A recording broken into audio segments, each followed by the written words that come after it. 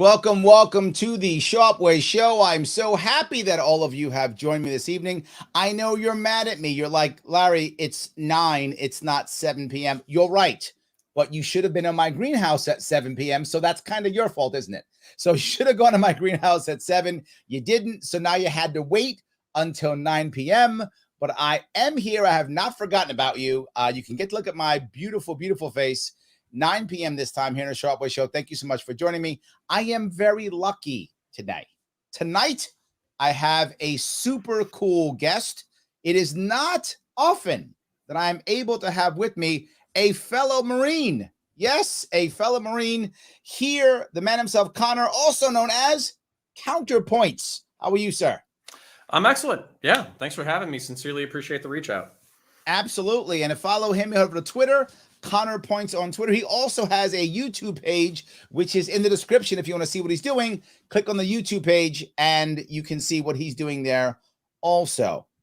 I want to warn your audience. It's a little bit profane. So just like, if you're not into profanity or if you're not into the younger generation, edgier subjects, then, just be warned. Click, but be warned. Well, now they're all going to click. Okay, that's it. Hey, good. They're all going to click now. Awesome. The reason why I really wanted to talk to you was a specific thing. And that is you are someone who self-identifies as being a bit more conservative, more on the right. You consider yourself center right. And you spend a lot of time talking to the left, as do I, which is why I thought you and I have traveled in similar circles, trying to talk to the left. And that's kind of why I wanted to bring you aboard and ask about what is making you do that. Yeah, so I would say I grew up 2014 to 2016. The internet right was really blowing up. There was like alternative media figures, like Lauren Southern was an alternative media figure that was really big in there. Gavin McInnes. There was a few other ones. Milo Yiannopoulos, Ben Shapiro, all that kind of stuff. And basically what happened was they blew up on the internet right. And then kind of as I was leaving law enforcement, which I left about 2 years ago, I noticed that the left wing was catching up in the alternative media space. Yes. Basically, Destiny had some killer debates a few years back. He blew up in prominence as a debate lord in the internet space. And then Vosh followed in his wake. He also got very large over the past couple of years. Yep. And then there's a whole bunch of left-wing media creators like ContraPoints, Sean, H-Bomber guy, and all that kind of stuff. And I felt like in 2016, there was a lot of people who were saying, where's the left wing? Where are their points? Where are they debating? Where are they actually fighting our arguments? And I felt like the left wing had done a good job in coming back. But then what I was seeing was either the right wing was like falling away, or they were running away from debates, or they were I saw that often. Yeah, or they weren't contending with the arguments. So what I wanted to do was enter the space, present a steel man of libertarian and conservative thought and right-wing thought in general, and then basically try to rip apart a few lefties when they said dumb stuff. And that's it's funny. The youngsters, what I found is going through that world is it's a very young world. When I ran for office in 2018, the left always just dismissed me, just ignored me, dismissed me, and the right came at me ready to fight. Yeah. And I didn't mind that because one of my skill sets is jujitsu. I want you to come in and I'm going to grab you and then I'm going to judo you onto the ground, right? So I'm going to do that martial arts and get you on the ground if you come at me. But if you don't come at me, I have a problem, right? And the left wouldn't come at me. So I was able to convert, I think, more people from the right because they would come at me hard. And, you're un-American or you're evil or whatever. It was easier for me to deal with them. The left, it was more challenging. But now that I've kind of followed the same thing you're doing, is talking more to the youngsters online. I call them youngsters. I'm sorry. If you're under 30, to me, you're a youngster. I'm just no man, I guess. But that's all right. I made the cut. Good. Okay, so you're good. So yes. So I feel like it's a younger audience, but while they will talk to me, the audience is super dismissive of everything I say, just super dismissive. So when you walked into that world, did you find that they were dismissive of you or no? 100%, but you got to triple down. So what I mean by that is that somebody said this thing. I think it's a really unfortunate sentence, but I think it's true. Destiny is the world's biggest youth group counselor. And I like the man. I really do. I think he's a talented, intelligent, rhetorically gifted person. I really He's do. been very good to me. He'd had me on twice. I am not unhappy at all. Kudos to Destiny. Yep. But that being said, I don't identify with his politics. And then Paul, I think that he does have politics that are further to the left of him. For people who like him, people who would go further left. And there's a whole bunch of concepts that I think are incredibly toxic, really bad for the individual. Basically, like an individual trying to grow up in this world, become an adult, find themselves, come into their own. Have a certain level of like self-discipline, autonomy, and all that kind of stuff. I think there's a whole bunch of really toxic ideas that's dominant in the left and progressives and all that kind of stuff. And I felt just to try to get in there and throw some elbows.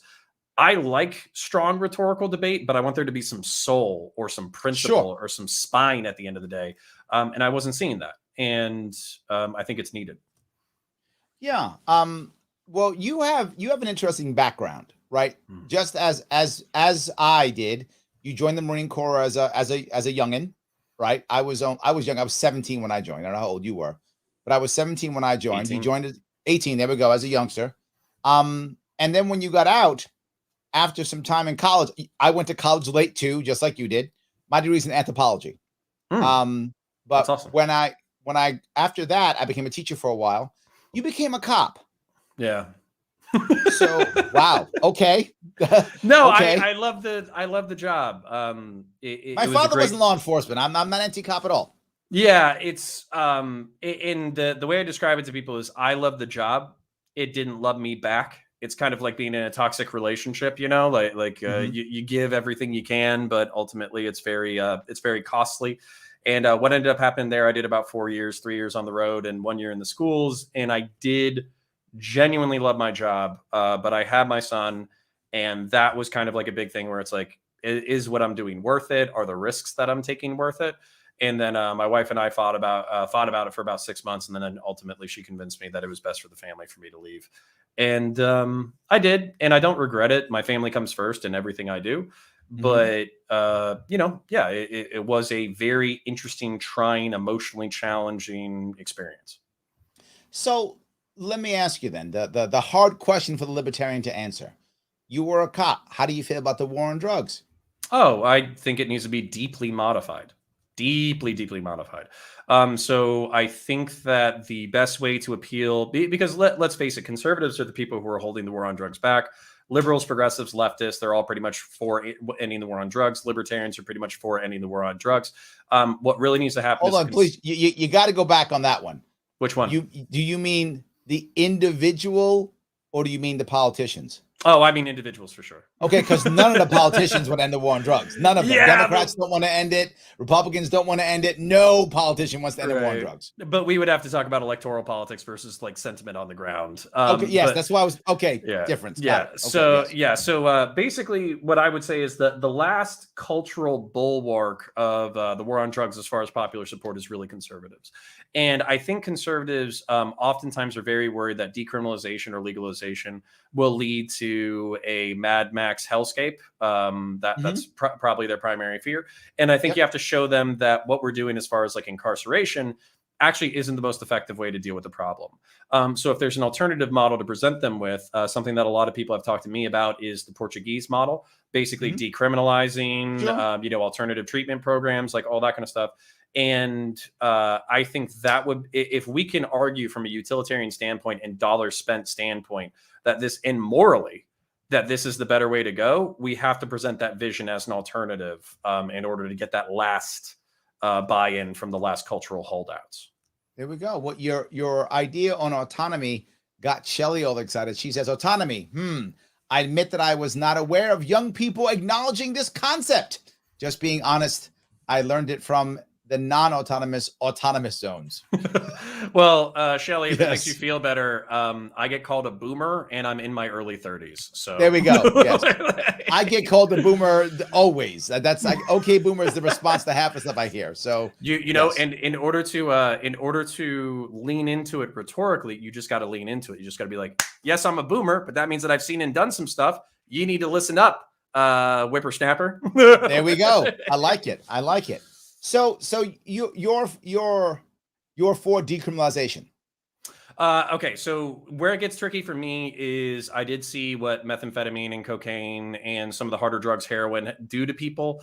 So if like I would need to see the model very specifically in order to support it. So in general, weed should be recreational. Period. I think it has probably the same or less bad effects than alcohol. There's no like, and when people put their passion into drug decriminalization or legalization, oftentimes they're talking about marijuana. When it comes to the harder stuff, methamphetamine, cocaine, and heroin, those are the things that I need to see. That's part of the reason why I need to see the model.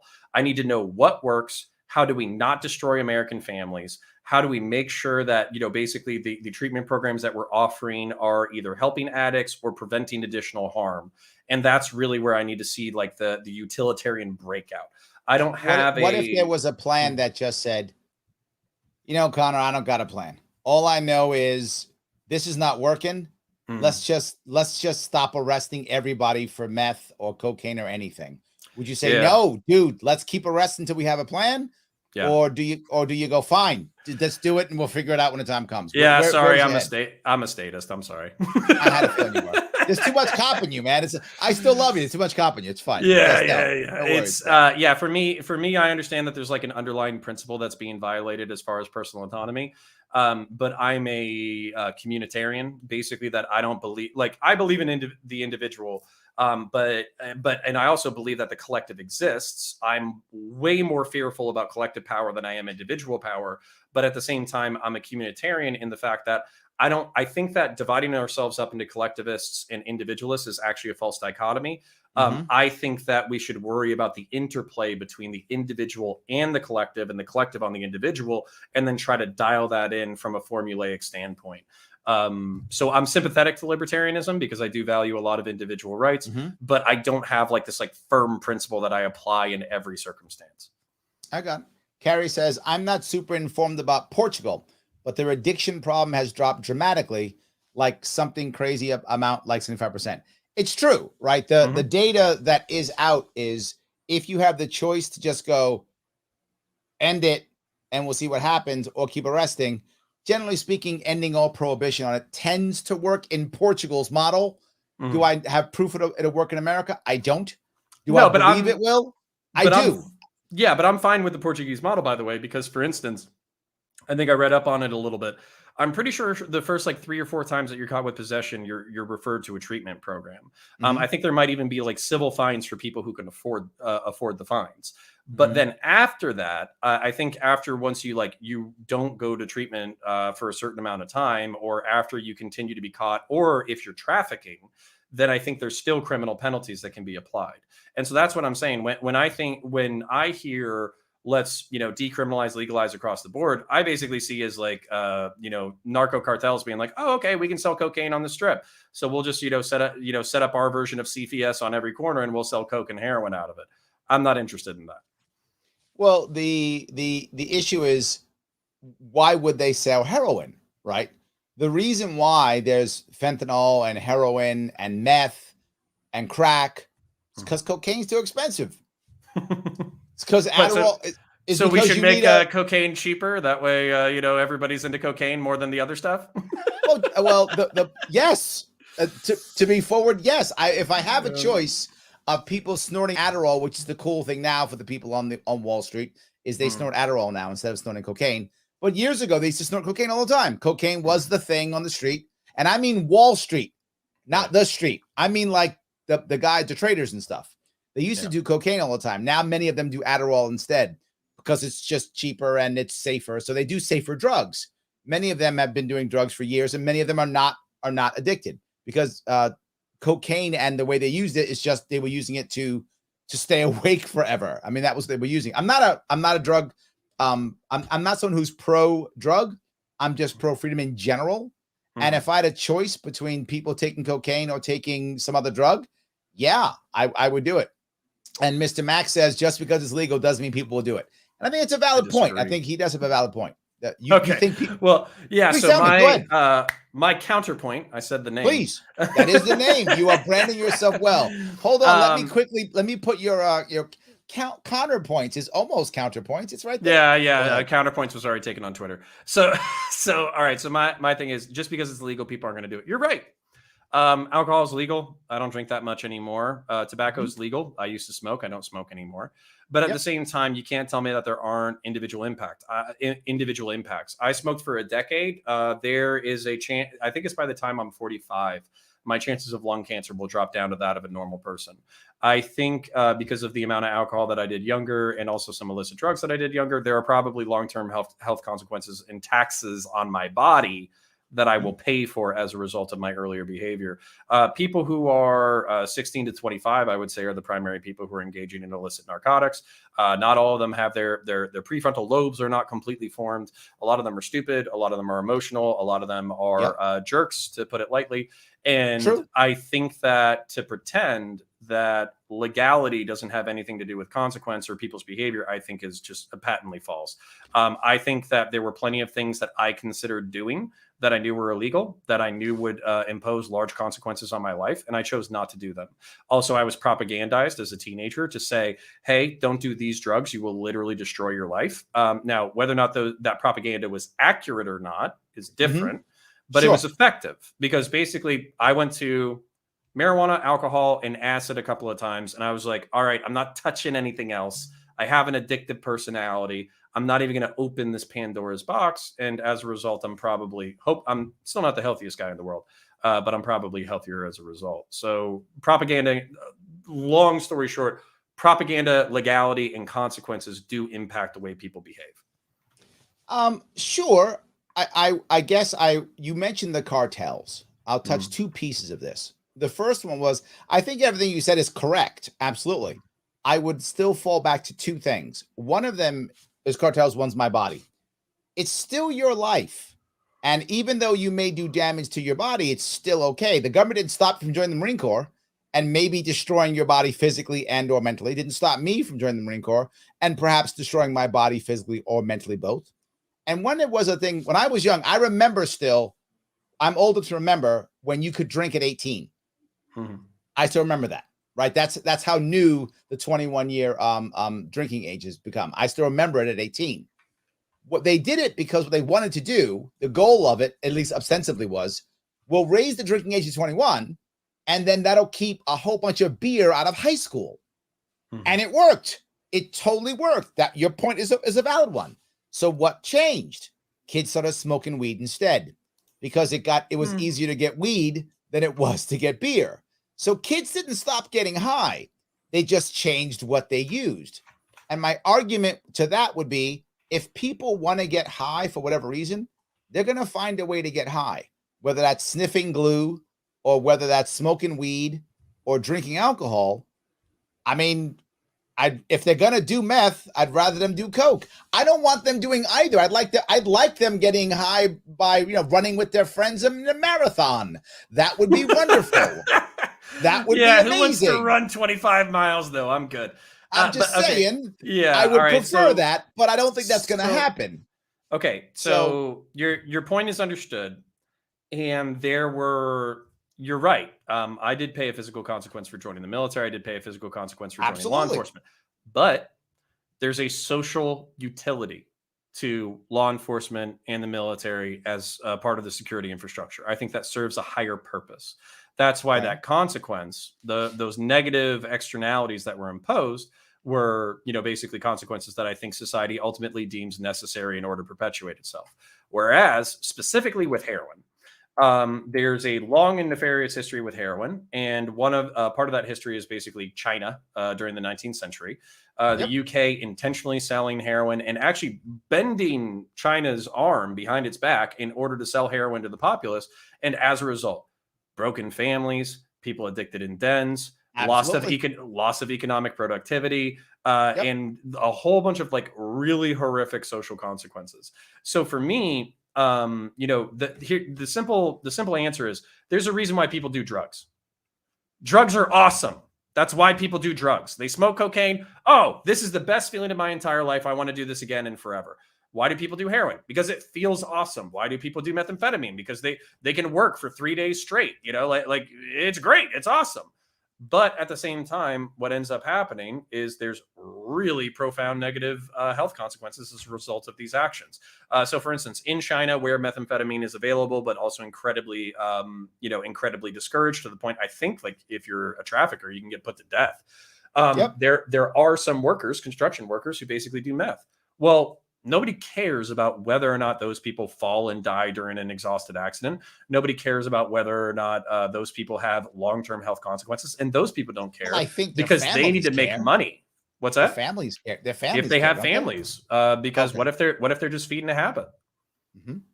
So anyways, so I basically, we would probably just wrap around my body, my choice. But like, for me, if you were going to sell me on decriminalization or legalization, you would have to come at to me with a utilitarian framework that fits within the collective or communitarian model, that we will actually have a better society. Let me go to the second piece, which is the cartels. And you said, I would hate to have the cartels on the corner selling cocaine.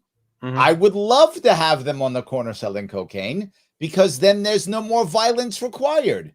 We have corner liquor stores. We have weed dispensaries. The bad part about the cartel selling right now is it's filled with violence, because they got to fight cops. They got to fight other gang members. They don't have courts. They don't have a way of enforcing their policies. So they enforce everything with street justice. But if it was legal, they could have called a cop when someone steals their cocaine, or they could go to court if someone doesn't pay their bill. They could do those things. Right. So if I have a choice of having them shooting 13-year-olds, and in my city, New York City, that's what actually happens. Instead of 13-year-olds getting shot in the streets, they could go to court instead. I'm kind of okay with that. And the proof of that working is the end of prohibition. Literally less cops died, literally less violence. Literally, a bunch of people who were in the black market came out of it and went into a legal market. Not all, obviously, but a bunch of people did. So again, I would just concede the utilitarian model. But if we want to get this down to like a moral or brass tacks, or whether or not the cartel should have their own version of CVS that sells cocaine to 18-year-olds or something, I would, again, I'm a statist. So what I would say is, screw that. What we'll do is, the federal government has an incredible amount of buying power. We go down into Central and South America. We go into Afghanistan, where 90% of the world's opium is produced. And we say, you will, on pain of death, sell us all of your cocaine and sell us all of your heroin. We will produce the world's pharmaceutical needs of cocaine, what do they use? They use like Novocaine for the topical pain relief, and they use heroin for, basically medical pain relief. We will produce the world's supply of drugs, like synthetic drugs, for legitimate purposes. And then basically, if you fall outside this network, we're going to come after you, we're going to arrest you, and we're going to kill you. And then basically, the cartels now have an incentive to play ball, because they'll be filthy rich. What's that? I thought you were a righty. You've literally just had government take over the means of production, and you told me you were a righty. Maybe you're more left than you think, my friend. No, because I don't want to spend the whole time on drugs. So I could actually shift this really easily for you. I'm teasing you. Go ahead. Yeah. No, I was going to say, so orientation to power, because this actually gets definitionally pretty interesting, because a lot of people fight about who's left and who's right these days. Sure, all the time. You're not right. You're left. This, that, the other. Hold on 1 second. Hold that thought. Sure. Hold that thought, because you gave me a perfect time to do a quick commercial. If you want to know how left or right you are, take the world's smallest political quiz. Guys, if you're watching, you think to yourself, wait a minute, I don't know whether I'm left or right. Take the world's smallest political quiz. My sponsors, the Advocates for Self-Government. Click that link there. Take the world's smallest political quiz. It's 1 minute. If you've taken it already, do me a favor, share it. Take that link and share it with others so that people can take that quiz and see. You never know. You might be more of a left than you thought. You might be more of a libertarian. Take the quick quiz and you will see it happen. Please support. Click that right there and do that. And if you love me and you think I'm giving you good stuff, then support me directly. Patreon.com/Sharpeway. Throw me $10 if you can. If you like what you see, I know you do.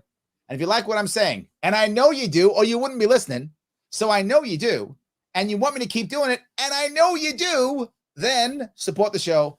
Patreon.com/Sharpeway. $10 is all it takes. If you're making killer money, like you're part of these cartels we're talking about, if you're one of these cartel guys, Throw me $100 a month. You got it. You're a bunch of libertarians. You voted to have your taxes cut. Come on, you got some money floating around. The government's not taking it from you anymore. Love it. There we go.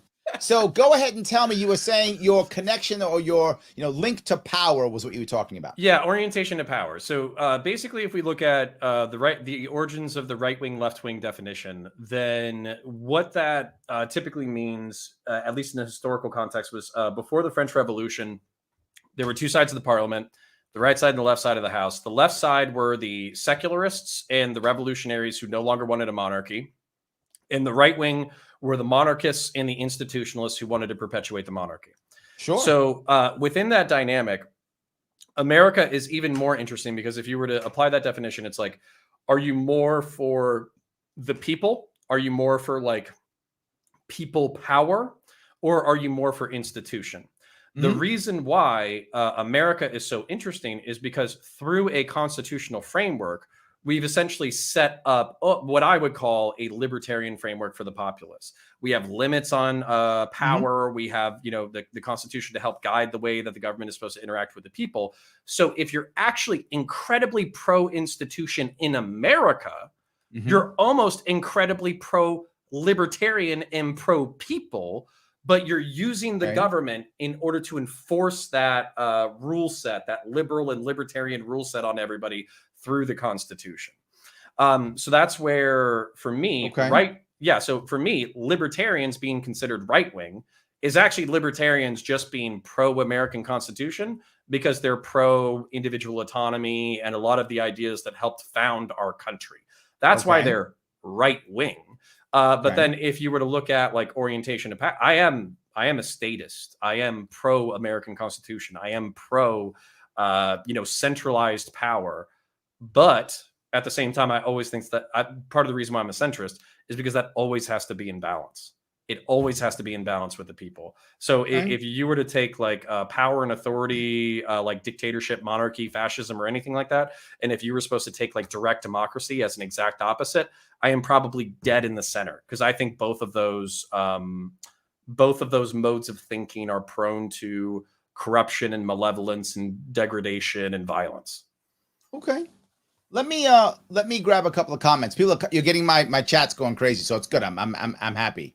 Ryan says, so I pretty much agree with Connor, but how does he vote? Do you want to bring up voting enough? If you don't want to say, you don't have to. No, I did vote in the previous election. So in 2016, I didn't vote for I basically voted for all of the local stuff and then nothing at the top of the ticket because Hillary Clinton was not possible for me to vote for. And Donald Trump made some comments that made it impossible for me to vote for him as well. In Gary Johnson was on the ballot in 2016. And you're right. He was. You're right. But I just want. Okay. You know what? Why I didn't vote for Gary Johnson is because I want libertarians. I don't know how your gubernatorial race went, but I just want libertarians to take it serious. You know what I'm saying? Okay. You're running for the office in the land. You're trying to present yourselves as a correct third party. You have the moral arguments, so you got to take it as seriously as everybody else. Did you not see me on Joe Rogan? No, I didn't. But now I have to go watch it. Joe Rogan, Dave Rubin, and Glenn Beck. Please check all three of those, and you tell me if I take it seriously or not. Go ahead. So what you're telling me right now is you would kick Gary Johnson's butt. That's what I heard. I love Gary Johnson. I think he's amazing. He's the reason why I'm in the party. What about in a debate? What about in a debate though? I wouldn't debate him. I would never debate him. I would just acquiesce. See, that's my thing. Is I'll debate anybody any other time. See, I'm taking the true centrist. I'm taking the true centrist credentials right now. I'll fight anybody. So. I love it. So that's good. I like it. So let me see if I can get then a couple more. There's a bunch of people doing this. So Lepke's on he's on the drugs. He's like, people should be able to get cocoa leaves and chew on cocoa leaves like they do in the Andes. Sure. I have a friend who went down to Peru and he basically said that he chewed on cocoa leaves. He doesn't see what the big deal is. I think it's processed cocaine that's probably the problem. Yeah, I would assume that to be true. Yes. So let's see if I can keep going down here. Sure. David says Semper Fi, brothers. There we go. Semper Fi's. Yes. David says legalize it, regulate it like onions. That was actually one of my slogans when I was running. Legalize cannabis like onions. That was one of my slogans. He remembers. Yeah. Thank you, David. You remember. It's 3 years ago. He still remembers it. Yes, I love that. Very good. Very good.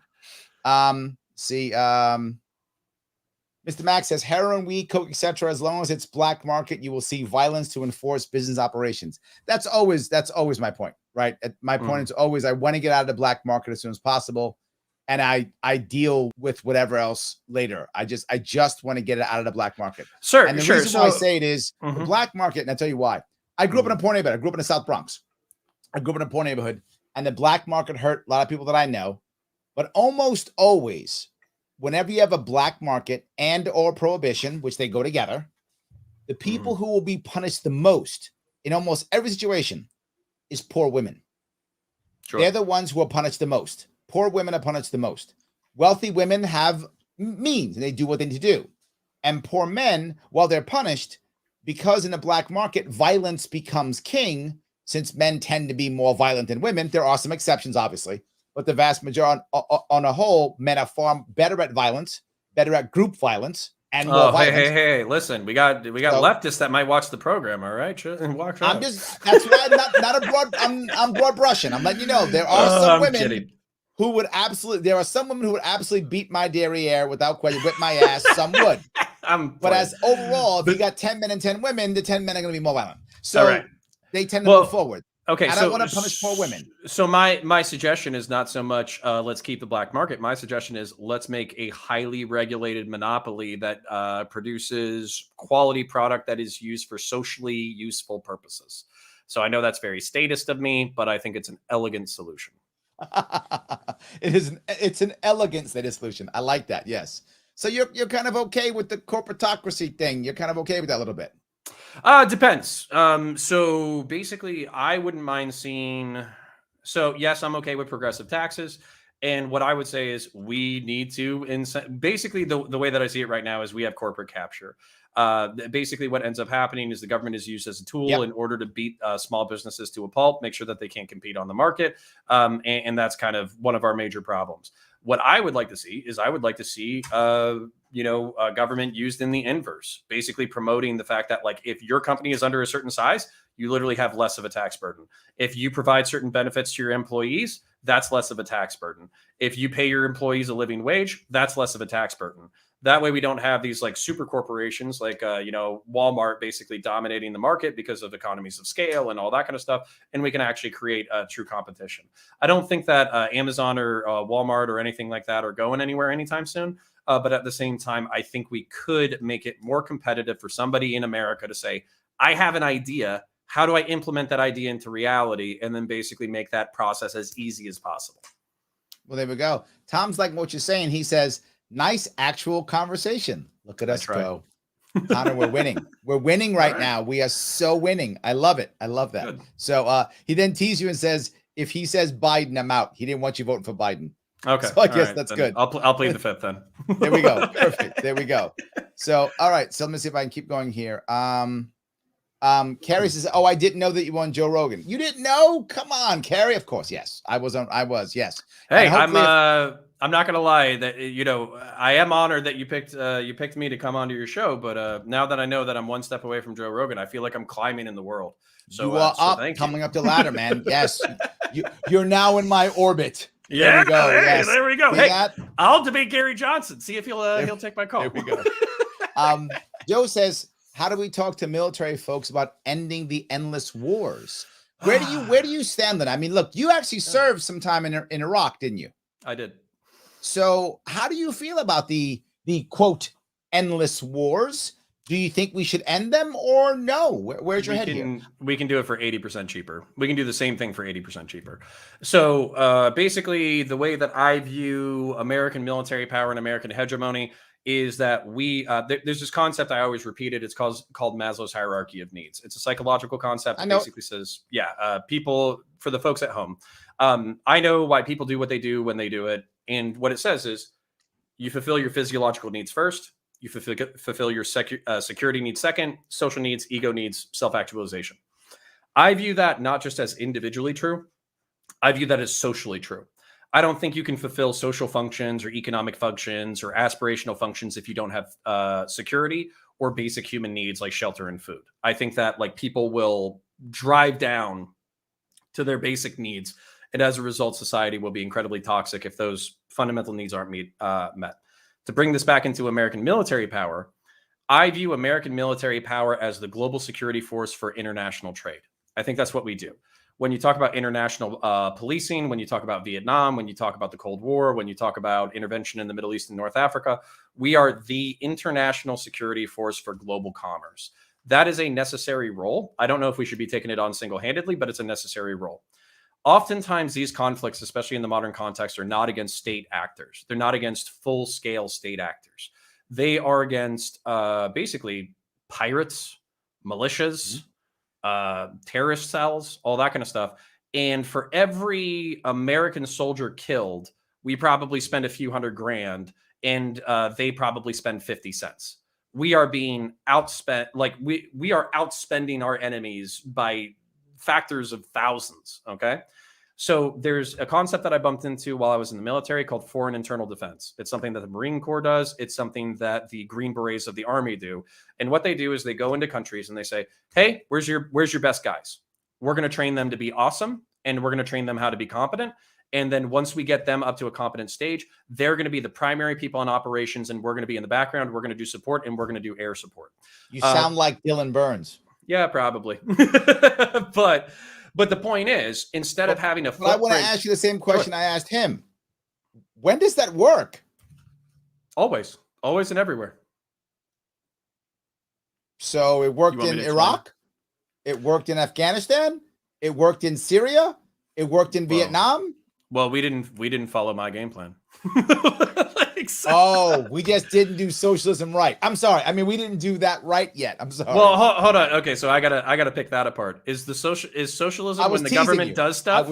I was totally teasing you. Okay, all right. Socialists always tell me we haven't done socialist right. I hear that all the time. Okay, so we haven't done the military right. So we haven't done nation building right yet.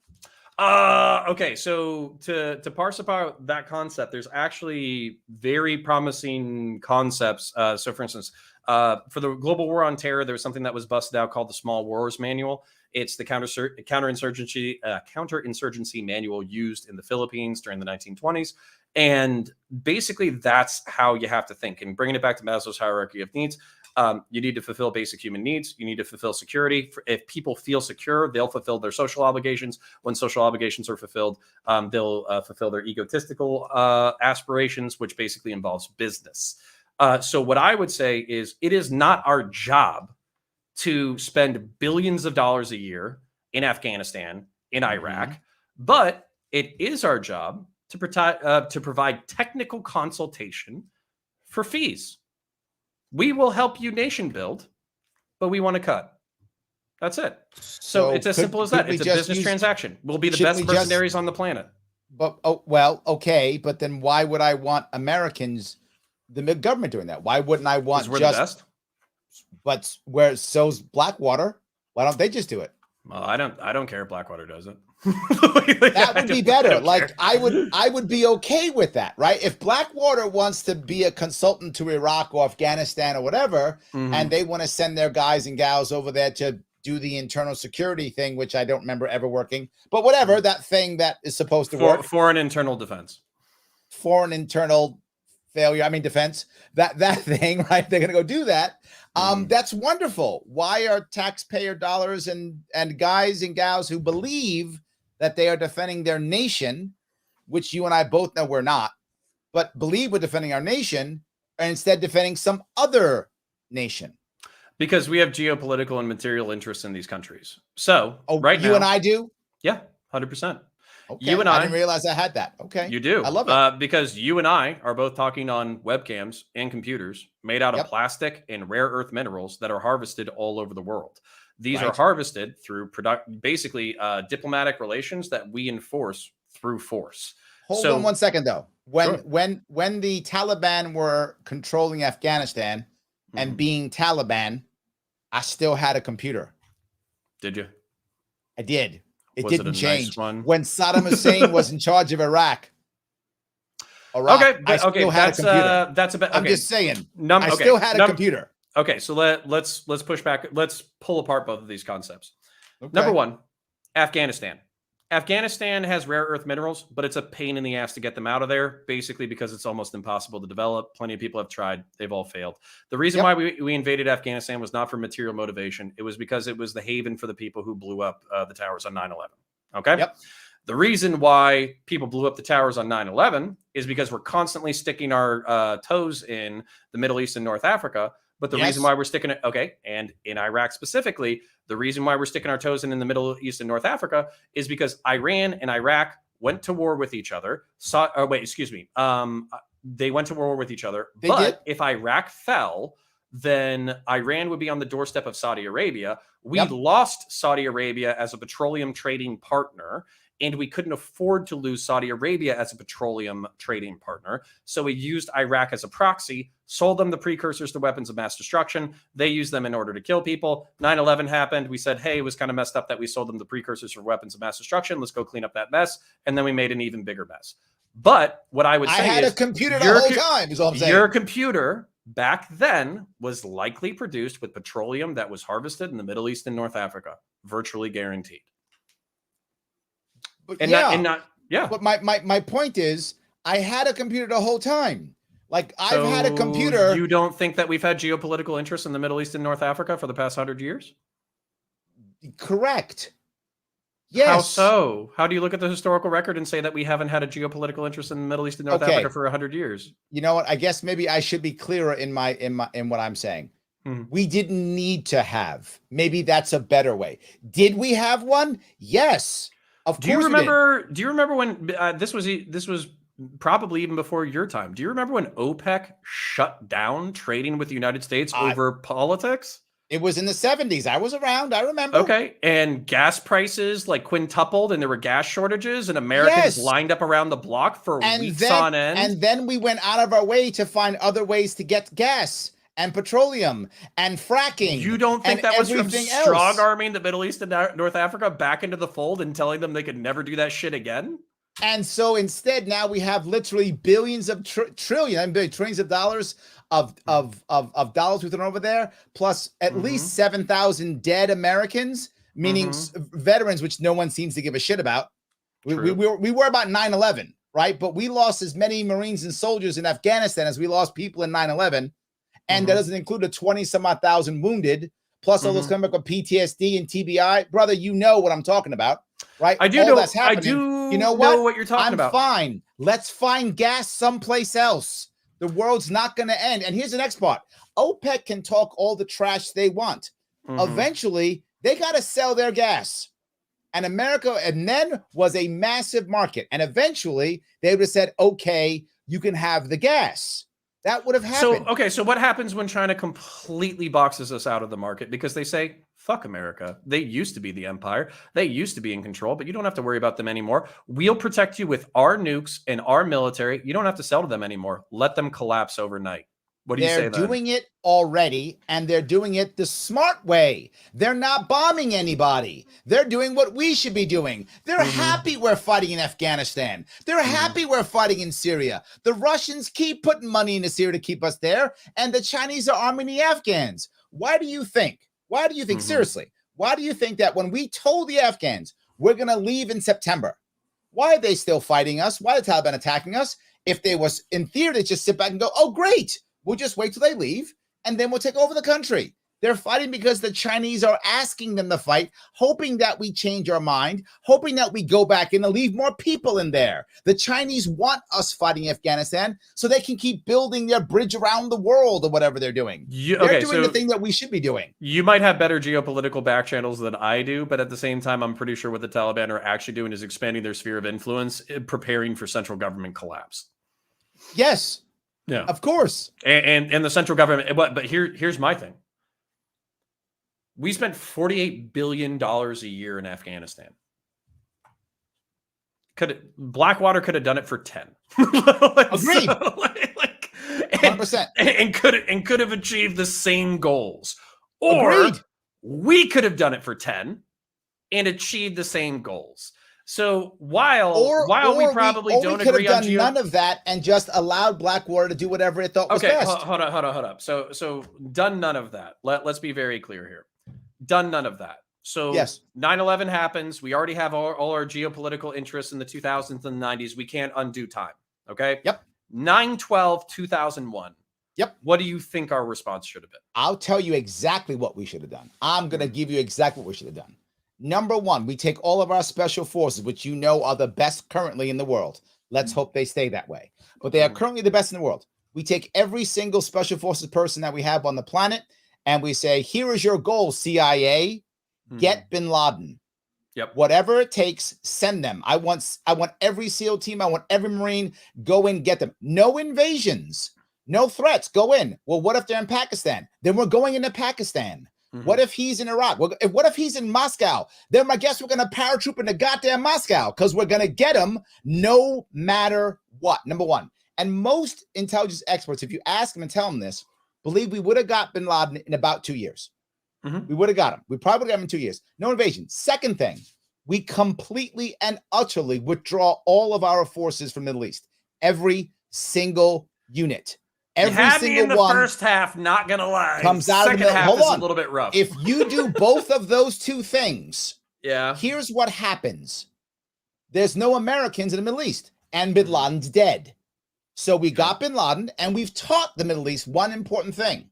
If you are a rogue actor and you attack us, you're dead. We don't care about what country you're in. We don't care about who you pray to.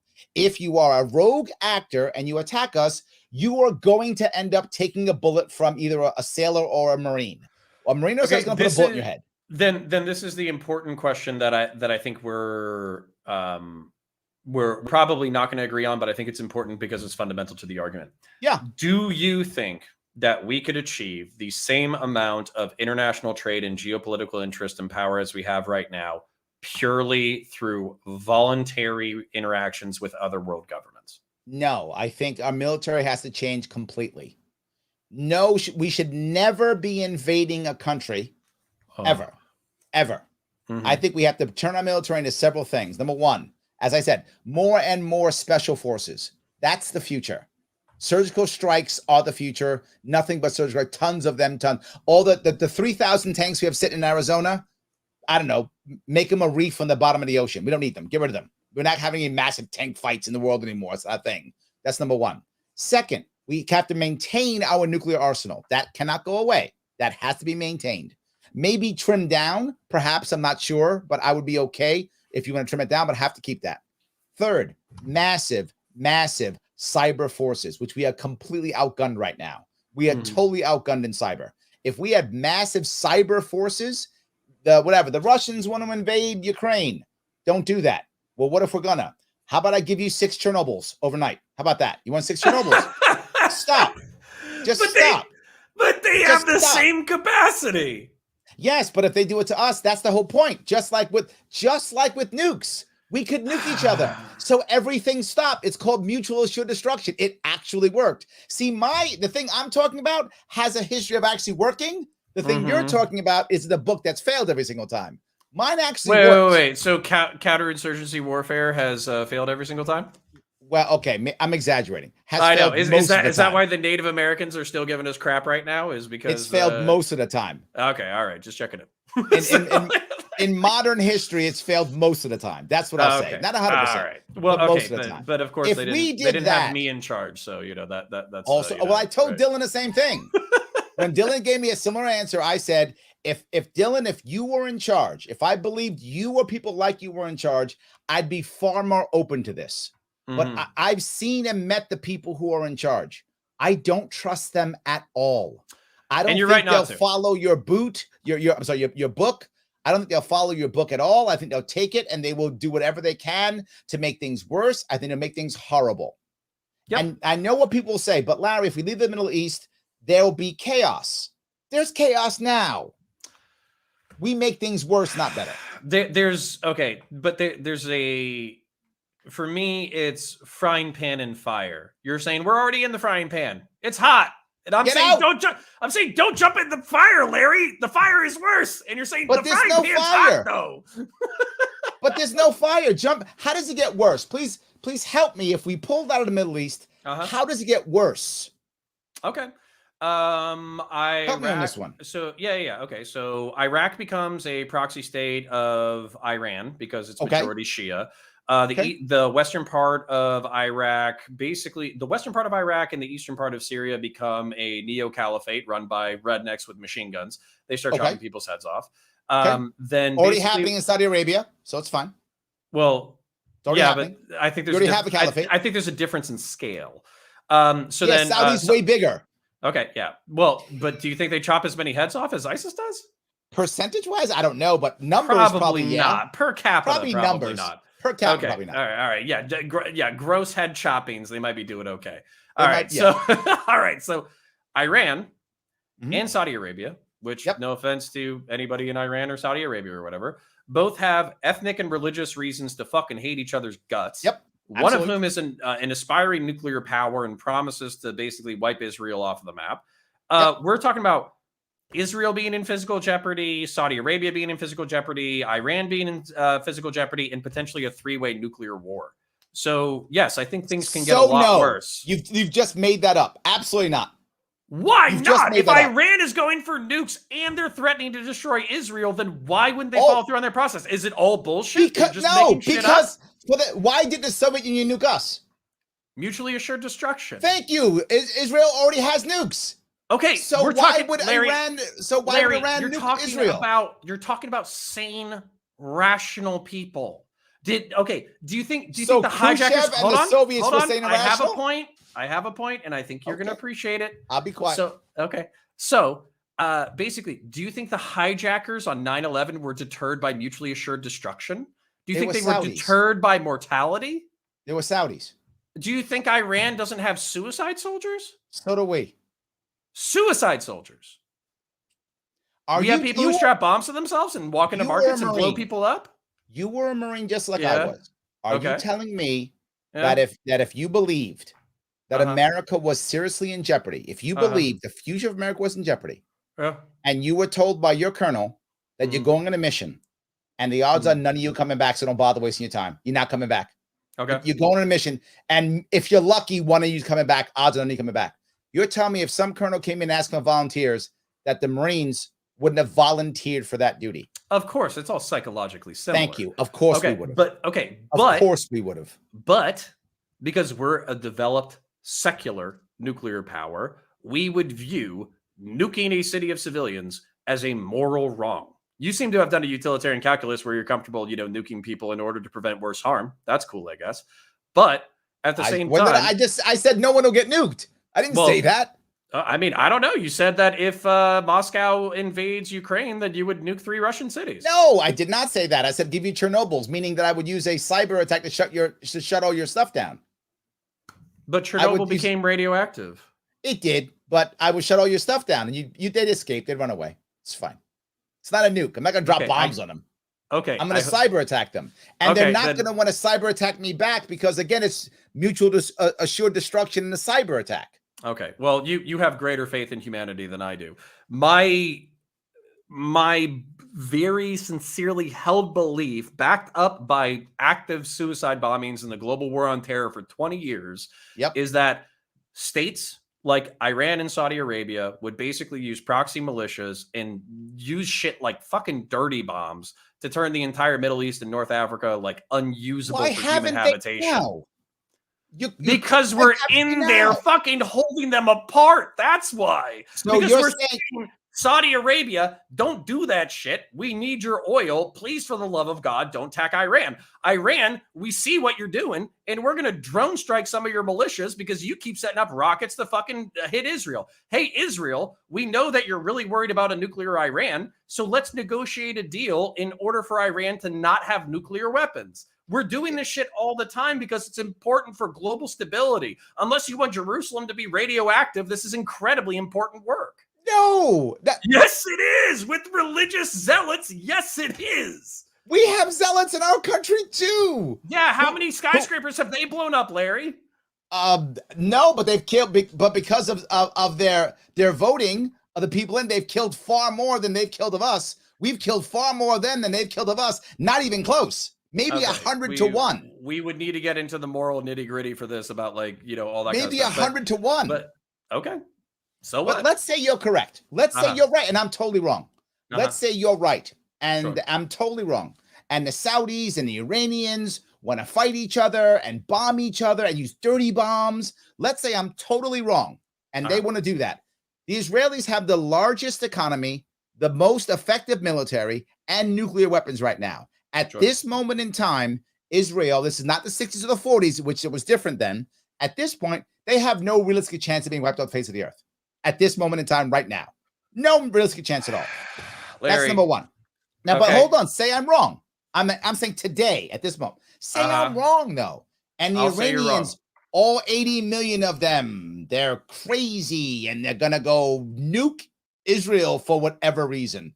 They decide that. And the Saudis are nuts, and they're going to go nuke Iran or whatever.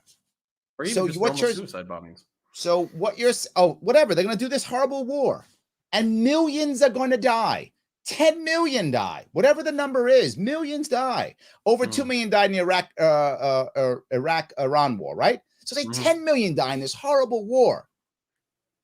Okay. How is that our responsibility to stop that? How is it ours? And why, instead of those millions dying today, or in that, say, 2-year war, how long it lasts, why is it better that instead we had those same 10 million die, but now it's been over 70 years, not over 2. And on top of that, we've had how many Americans, hundreds of thousands, wounded and killed in the middle of that. And we still don't have stability, and we still have a broken Middle East. I don't understand how your way is any better than mine. Okay. The only difference between yours and mine I think is if mine happens, and again, mine's an if. Based on history, it hasn't happened. But say I'm wrong. So there'll be massive death at a short period of time, and then, as always, wars end, except when we don't stop them. But the war will end at one point. Either Iran will win, or Saudi Arabia will win, or Israel will win, or whatever. Somebody will win, and it will then stabilize. That is what has happened in almost every single war ever, except for the ones that we never end. In every other war, at one point it ends, somebody wins, and stability then happens for a while. Except when we intervene. Just us, or is this how power works in general? Recently. This is recent history. Except when we intervene, that's when the wars don't end. Okay, so I want to... Recent history. I want to give you a few counterpoints. Please. So I love it. All right. So one of the things that you said or implied, so if I misread this, it's totally fine. But if we withdrew Israel, because it has a pretty strong army, nuclear weapons, and a giga economy, they would ultimately either be able to defend themselves, or they become a power broker in the region. There is a historical, ethnic, and religious reason why this isn't going to happen. So like basically, literally just read the Quran. That's not what I said. Okay, well, this is what I'm saying. What I said is they would not be destroyed or removed from, they won't be destroyed. That's what I said. Okay, lots of people will still die. So what I would say is the reason why lots of people would still die is because there's a religious hierarchy in the Quran. And basically it's people who are not of the faith of the people of the book. Then there's the people of the book. So, Jews, Christians, Muslims, all that kind of stuff. But even within that, there's a hierarchy, and there's Muslims, Jews, and Christians. So what I would say is it is very rarely going to be possible for religious zealots from Iran to accept Jews being a power broker in the Middle East and North Africa. Very rarely. We would need a complete cultural revolution. Now, maybe that cultural revolution would occur within a war that killed 10 million people within a decade or something like that, that we somehow stayed out of, despite oil and petroleum being an incredibly important resource. And this war involving 2 of the largest proven petroleum reserves on the planet, maybe somehow we stay out of that war. We're not going to stay out of that war. Then you asked me a very important question. We do. What? Okay. So what? Well, okay. I have another counterpoint. So basically, my issue with that is you asked a question. What's the difference between 10 million dead in a decade versus 10 million decade over 70 years? Because the pain is distributed over time, because cultural revolution is a slow process, because these processes are slow. And as a result, instead of 10 billion instantaneous deaths, in deaths that you and I can barely imagine, you basically save those lives, save those genetic lineages, save those soldiers. And yes, some soldiers die over a longer period of time. But guess what? You asked me about the hundreds of thousands of American veterans who currently have fucked up problems, including me, who has a fucked up. Sorry for swearing. But including me, who has including me, who has a bad back and bad neck. Okay, we're volunteers. Okay, we're volunteers. We showed up. We, at some level, now we were 17 and 18, so maybe we didn't know everything that we were supposed to know. But on some level, we were volunteers. We were consenting adults. We said that we were going to sign up for messed up stuff. And as a result, we were going to get college experience, training. Maybe some of us were into violence secretly, all that kind of stuff. So basically, that's some of the moral differences. And then finally, basically what I would say is this whole moral argument is incredibly interesting to me because it's basically pre-World War II mentality. Like it is like unvarnished isolationism.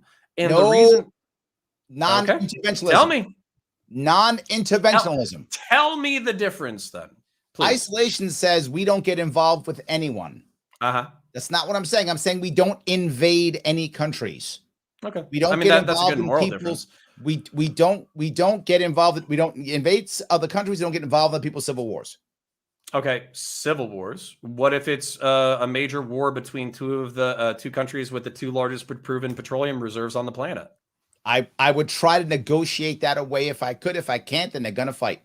Well, then what if they say and then what happens when, because this has already happened, by the way, what happens when militias using low-tech drones attack oil fields and interrupt the entire world supply? How long do you expect to be president if literally people can't drive their cars down the road, if heavy equipment machinery can't operate, if the entire planet can't function the way that it functions on a day-to-day basis? You're also talking about tens of millions of people being killed in the conflict. Not only are you talking about tens of millions of people being killed, if there's power blackouts inside the United States, Americans are going to be killed because we're not going to be able to run life support We have machines. It now. We just have What it are you Texas, talking California. about?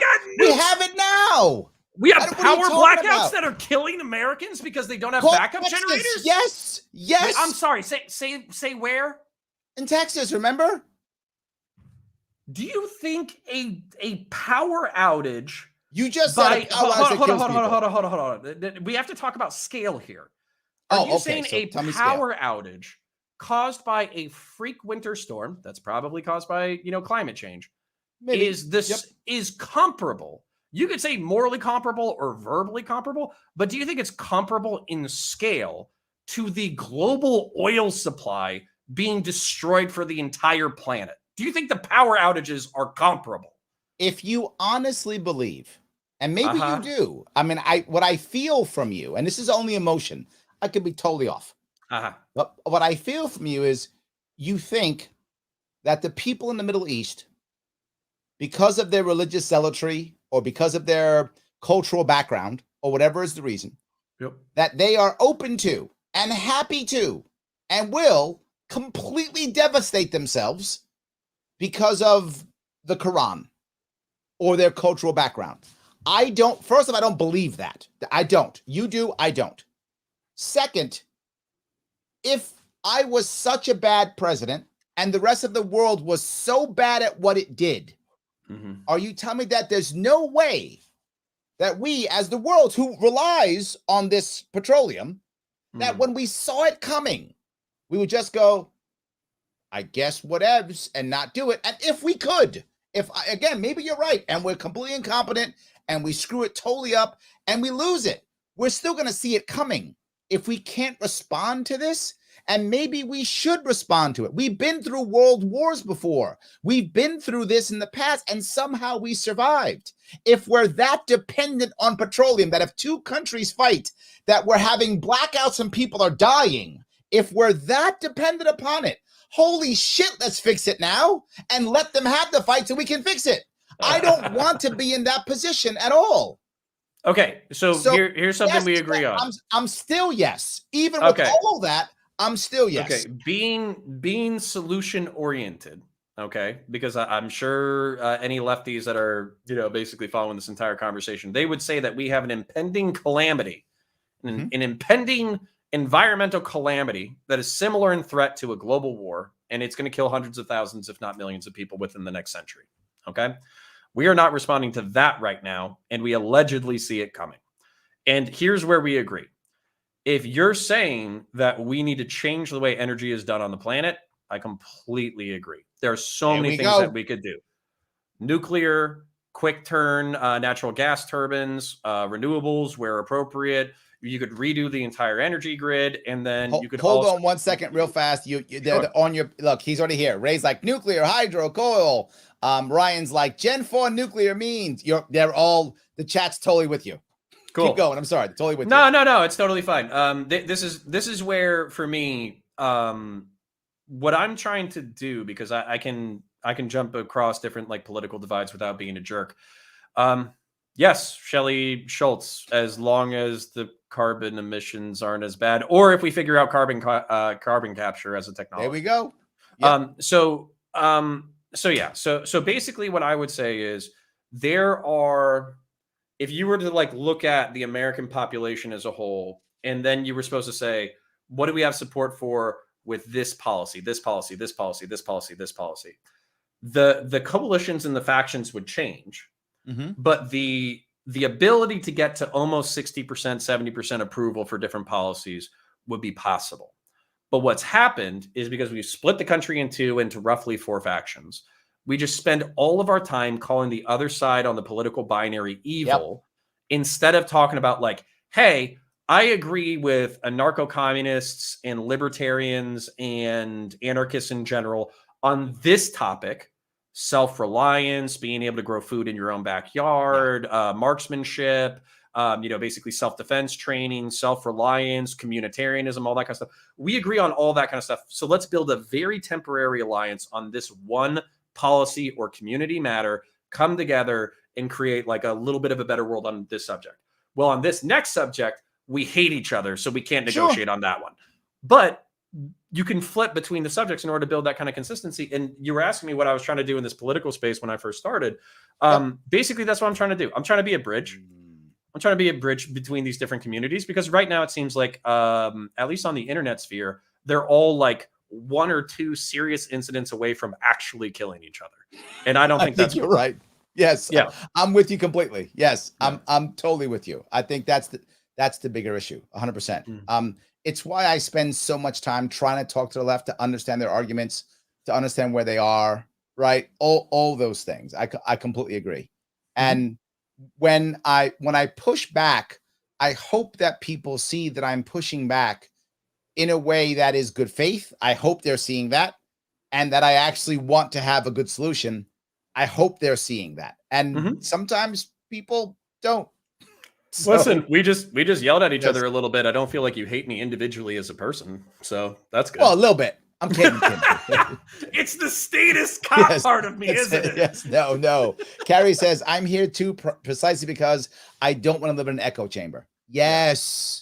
Absolutely. Yes. It's important. So the chat likes you. You win in my chat. So I even when I'm hated, I tend to be relatively charming. There we go. So go check him out. Head over to twitter.com.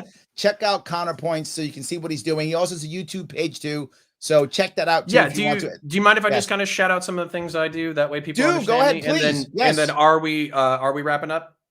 Sure. Yes. Fine. Or let me ask you more questions, because if I don't ask you more questions, they'll hang up right now, and I want them to stay on while you pitch your stuff. Sure. So I'm going to keep doing more stuff after, so you guys have to listen. Go ahead, pitch your stuff. Okay. Yeah. And then what I would say too is, if you want to do this again, if you want to pick a different subject, I'm very happy to do so. I had an excellent time. So my name is Connor. I run a YouTube channel named CounterPoints. Basically, I do political panel shows. I fight on a website called twitch.tv. That's where all the characters that we were talking about earlier are on. But I'm also a massive science fiction nerd and philosophy and religious nerd with a very foul mouth. So if you can get over individual profanity, then if you like good science fiction, Warhammer 40,000 is one of the best universes ever created. I create content related to that. Halo, and then also Full Metal Jacket, which is a Vietnam War movie. I break it down from a technical, tactical, philosophical, religious perspective. Same thing with the excellent law enforcement movie End of Watch. Same thing with Bo Burnham, which is a comedy special that came out that's very popular right now. So if you're interested in like philosophy, religion, military violence, science fiction, or people arguing with each other on the internet, then I probably have something for you, and I would invite you to come check it out. And the easiest way to do that is to go onto Twitter, type in CounterPoints, ConorPoints, ConorPoints, and then you can basically find my YouTube link right there. So both of the links are in my show descriptions. So in the description of the show, click on either one of them. You can grab all of his goodies if you like. So yes, Shelly says, I appreciate the fact that you can debate and discuss rather than debase and disgust. Ooh, look at that. I try. We are winning, man. We are so winning. It's good. I love it. But so let me, is there something that when you talk to the left that you almost always agree with them on? Is there such a thing where, like, you know, that almost always you're going to, in this one thing, you're going to be an ally? Yeah, it's actually a libertarian thing. Is the thing that I end up agreeing on the left with, which is basically like, if you're a trans individual, you're not hurting anybody, all that kind of stuff, your rights as an individual should be respected, and you should be able to live your life in the way that makes you happiest. Same thing with gay folks, racial minorities, all that kind of stuff. If you're living the best life that you can possible while not hurting anybody else, I want your individual rights and responsibilities to be respected. Now, what's weird about that is that's a libertarian philosophy. That's kind of, you know, we are the healers, Connor. Right? We are the healers. Yeah. So basically, what I end up agreeing with the left on is actually like it's rooted in libertarian philosophy. But that's normally a good starting point. And then I have been sold on universal healthcare. Maybe we can argue about that next time. Here we go. No. I like the idea that you can agree. Usually I agree with the left on ending the war on drugs. Right. And the second thing is I also agree with them usually on the outcomes. Like I want a fairer tax. I want corporations to pay more. I just want to come up with the appropriate tax schemes that they actually pay versus just get around that. Right. So in those cases, I tend to agree. And also I want them to be voluntary. I'm very much about voluntarism. That's a big deal. I'm a libertarian, obviously. So it's a big deal for me. But setting up a system that allows people to voluntarily do what I would like them to do. That's what I want to do, right? I always want to have that kind of system whenever I can. So there's one thing I want to bring up here, and this is a big issue with people here, and that is pineapple on pizza, yes or no? Yeah, pineapple on pizza, master race, absolutely. Sorry. Whoa, Joe, why did you do that? No. Nothing gets me triggered. Hold on. I'm a New Yorker. This is a no-no. And here, look, let me be very clear. Yeah, but everything's cold up there. So would you want cold pineapple on pizza? Gross. All right, like, this is it. Here's where I am. Okay, to be very clear. I am about do whatever you want. I'm about end the war on drugs. I'm about, we'd have a better prison system, except people who put pineapple on pizza. They are to be arrested immediately. They lose all of their rights. They should not be able to vote. They should get no rights whatsoever. They should be put in jail.